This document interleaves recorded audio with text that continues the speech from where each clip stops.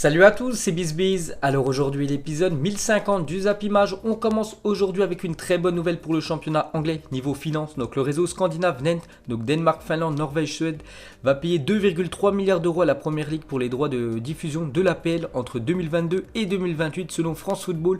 Encore une entrée d'argent stratosphérique pour le championnat anglais. Donc déjà vous savez que le championnat anglais c'est le championnat le plus suivi de la planète.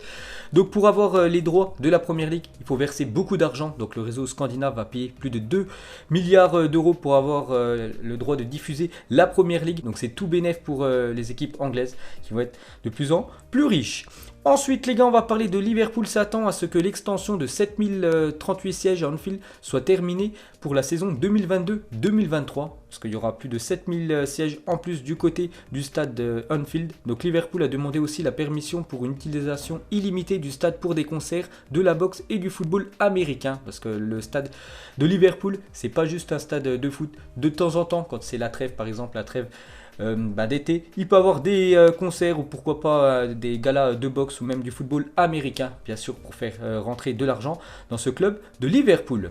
Ensuite les gars, une déclaration de Marcin Bulka, donc c'est le troisième gardien du Paris Saint-Germain qu'on voit très peu, qui est arrivé l'été dernier, a fait une déclaration sur Angel Di Maria. Donc Di Maria déteste Manchester United, il n'a pas de bons souvenirs de son passage là-bas. En fait, quand une chose liée à Manchester United apparaît à la télé, il change de chaîne très rapidement. Donc avant d'arriver au Paris Saint-Germain, Angel Di Maria évoluait du côté de Manchester et c'était très compliqué pour l'Argentin en Angleterre.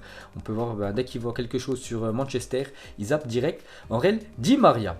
Ensuite, pour continuer avec lui, donc Angel Di Maria dévoile les 5 meilleurs joueurs avec qui il a joué. Donc déjà le premier dit Lionel Messi, c'est le meilleur joueur du monde. Donc il évolue avec Messi en sélection argentine. Il parle aussi de Cristiano Ronaldo, son ancien coéquipier du côté du Real.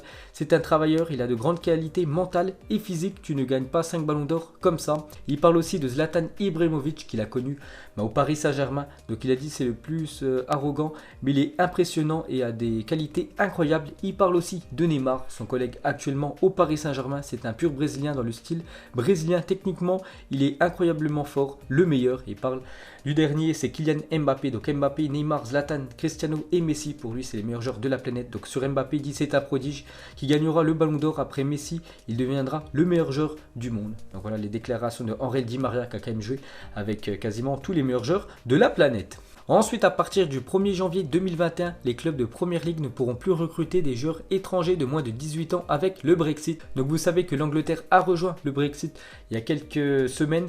Donc maintenant, il y a une nouvelle loi. En fait, les clubs anglais ne pourront plus recruter de jeunes joueurs étrangers de moins de 18 ans. Je sais qu'il y a pas mal d'équipes anglaises qui adorent venir recruter en France des jeunes joueurs qui sortent des centres de formation. Ils leur proposent des très gros salaires. Maintenant, c'est terminé avec cette nouvelle loi. Ensuite, on va parler du club néerlandais de l'Ajax Amsterdam.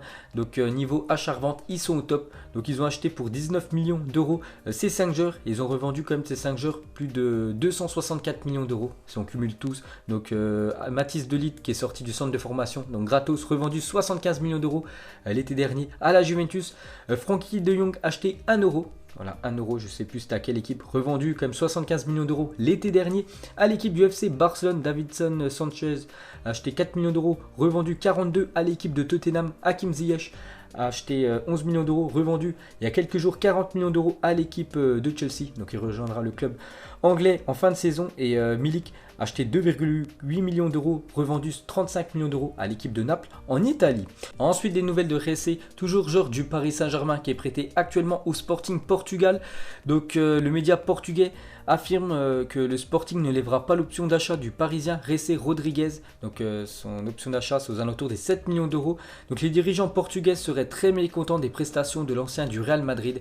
Donc c'est toujours un joueur du PSG, mais c'est vrai que le PSG le prête année après année à des clubs un peu partout en Espagne. Il a aussi joué du côté de Las Palmas, il a aussi joué en Angleterre Ressé, mais à chaque fois il fait pas l'affaire. Donc il revient de son prêt au Paris Saint-Germain. Cette fois-ci c'est l'équipe du Sporting qu'on peut plus de Ressé, donc il devrait revenir au PSG l'été prochain. Ensuite, on va parler de l'équipe de France et le tirage au sort de la Ligue des Nations 2020-2021 se déroulera le 3 mars prochain, donc mardi.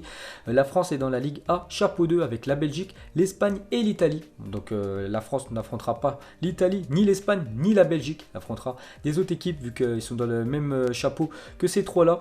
Donc pour cette nouvelle Ligue des Nations, cette nouvelle édition, ça sera l'édition numéro 2. Donc maintenant déjà il y aura 4 équipes par poule. Par exemple, la première édition, il y avait seulement 3 équipes. Donc la France avait les Pays-Bas et l'Allemagne. Donc pour cette nouvelle édition qui commencera à la fin de l'Euro en septembre prochain. Donc on saura après-demain les futurs adversaires de l'équipe de France. Ensuite, une déclaration de Kurt Zouma sur José Mourinho, son ancien coach du côté de Chelsea.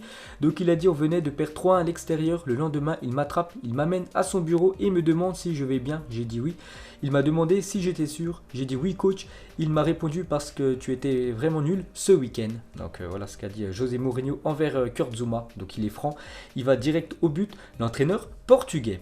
Ensuite, une déclaration d'un ancien coach de l'équipe de Chelsea, c'est Antonio Conte, maintenant coach de l'équipe de l'Inter Milan. Donc il a dit à Chelsea: j'ai remporté la Première Ligue la première année et la FA Cup la deuxième. Klopp n'a encore rien gagné en Angleterre après 4 ans et Guardiola n'a rien gagné lors de sa première année. Donc il envoie un petit pic l'entraîneur italien sur Jürgen Klopp et Guardiola, parce qu'en gros lui a gagné dès sa première année en Première Ligue des trophées avec son équipe de Chelsea. Ensuite, on va parler de la marque américaine Nike, relance en édition limitée le T90 Tracer de la saison 2010-2011 de Première Ligue. Donc voilà, s'il y a des amateurs de ballons, vous pouvez vous faire plaisir et acheter le ballon de la Première Ligue saison 2010-2011, maintenant qui est en vente sur le site Nike. Et pour finir avec les ballons de foot, cette fois-ci, regardez les ballons version Ligue des Champions depuis l'année 2002 jusqu'à cette année 2020. Donc toujours des ballons sponsorisés par la marque allemande Adidas. Et c'est à chaque fois souvent les mêmes. Donc des ballons avec les étoiles qui se touchent en mode LDC. Ensuite, une déclaration de Ivan Rakitic sur Cristiano Ronaldo. Est-ce que j'aimerais jouer avec CR7? Évidemment, c'est l'un des plus grands joueurs de tous les temps. On prend du plaisir en le regardant jouer et tout le monde voit ce qu'il fait à la Juve. Pour moi, c'est l'un des meilleurs de l'histoire. Pourtant, son collègue du côté du Barça, c'est Lionel Messi, mais il a aussi un très grand respect envers Cristiano Ronaldo. Et il le dit que c'est l'un des meilleurs joueurs de la planète, Cristiano Ronaldo.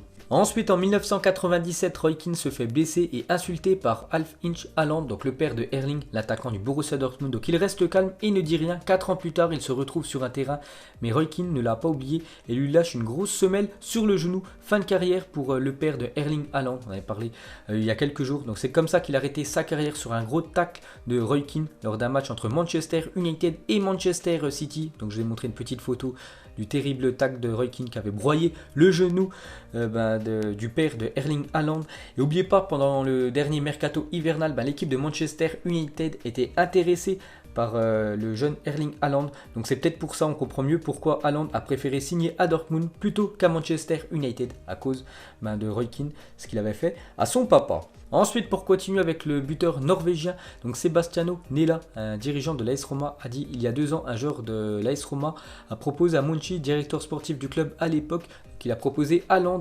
Il coûtait seulement 4 millions d'euros, mais le club a écarté l'hypothèse. Donc de quoi regretter, parce que maintenant il coûte très cher, la jeune pépite norvégienne.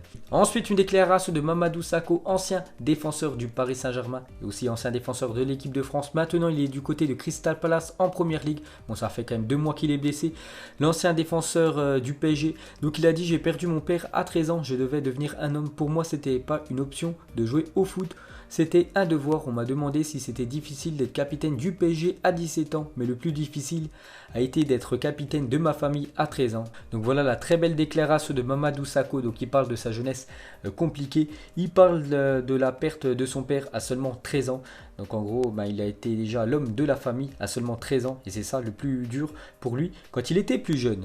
Ensuite, une déclaration de Lionel Messi envers Cristiano Ronaldo. Donc très belle déclaration de Messi envers CR7. Il a dit: si Ronaldo et moi jouons ensemble, je lui passerai le ballon. Le Real sans Ronaldo a perdu une grande source de buts, mais c'était évident que ça allait arriver. Le Real Madrid a de bons joueurs, mais avec Cristiano Ronaldo, c'était 50 buts par saison garantis. Et en plus, non seulement il marquait beaucoup de buts, mais Cristiano apportait aussi beaucoup d'autres choses. Le respect entre deux légendes. Donc il a entièrement raison quand même, Lionel Messi, de ce qu'il dit envers Cristiano Ronaldo. Depuis le départ de CR7 du Real Madrid, le Real quand même a du mal à marquer beaucoup de buts et surtout remplacer un gars qui mettait 50 buts par saison. Le Real Madrid ne l'a toujours pas trouvé. Même Benzema, les gars, marque pas autant de buts cette saison. Donc très belle déclaration de Messi envers CR7. Ensuite, une petite anecdote sur Sadio Mané qui a quitté le Sénégal en cachette pour venir signer à Metz, son premier club européen. Donc ma mère ne le savait pas. Le lendemain, je l'appelle et je lui dis: je suis en France. Donc elle répond: quelle France?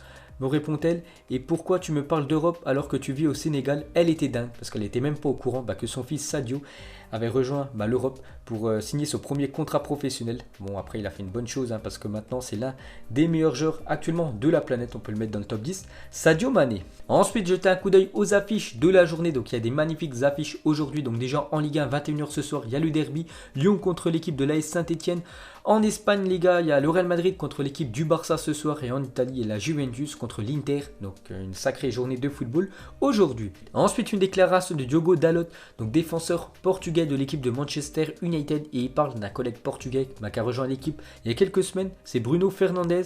Donc, c'est comme s'il était ici depuis 2 ans. Il s'entend très bien avec les gars. C'est très bien de l'avoir ici. C'est bon pour moi et pour l'équipe car c'est un joueur et une personne fantastique. Et c'est vrai qu'il fait beaucoup de bien en milieu de terrain. Bruno Fernandes, n'oubliez pas que pour ses 3 premiers matchs, il a été élu quand même 3 fois homme du match avec sa nouvelle équipe d'United. Ensuite, une petite info sur Deschamps quand il était entraîneur de l'équipe de la Juventus en 2007. Donc en 2007, Deschamps, entraîneur de la Juventus, refuse que son équipe fête la montée avec le maillot rose.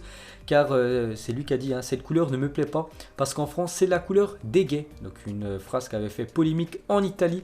Donc il avait dû s'excuser. Didier Deschamps, j'ai fait une plaisanterie maladroite qui peut avoir blessé la sensibilité de nombreuses personnes auxquelles je fais mes excuses. Voilà une petite info sur le sélectionneur de l'équipe de France. Ensuite, voici à quoi pourrait ressembler le futur 3e maillot de l'équipe de Chelsea pour la prochaine saison. Donc vraiment un maillot original. Le futur 3e maillot de l'équipe des Blues avec le numéro, on peut voir le numéro 3 avec une forme plutôt spéciale. Donc ça pourrait être ça le futur 3e maillot des Blues. Ensuite, une déclaration de Paulo Tonietto, donc c'est l'agent de Thiago Silva. Il a dit Thiago a un grand amour pour l'équipe du Milan AC, mais rien n'est encore décidé pour son avenir, tout est possible. Donc actuellement, il est en fin de contrat en juin prochain. Donc normalement, le PSG ne va pas prolonger le défenseur du PSG qui loupera, n'oubliez pas, le match contre Dortmund vu qu'il est forfait. Donc il pourrait quitter l'équipe libre l'été prochain. Et pourquoi pas un retour du côté du Milan AC. Zlatan l'a fait. Pourquoi pas Thiago Silva pourrait le faire lui aussi cette saison. Et pour finir ce Zap Image, les gars, on termine avec le Classico ce soir. Le Real reçoit l'équipe du Barça. Donc mettez-moi un prono en commentaire. Donc actuellement, il y a 2 points d'écart entre les 2 équipes. Soit le Real s'impose et repasse devant l'équipe du Barça avec 1 point d'écart entre les 2 équipes. Mais si c'est le Barça qui s'impose ce soir du côté de Madrid, il y aurait 5 points d'écart entre les 2 équipes. Donc moi, je vois bien un match nul ce soir. Je vais partir sur un partout entre le Real et le Barça. Donc voilà les gars, la fin de ce Zap Image 1050. Donc si ça vous a plu, un petit like et je vous ferai l'épisode 1051 demain. Donc moi, je vous laisse et je vous dis à la prochaine comme d'habitude. Ciao à tous.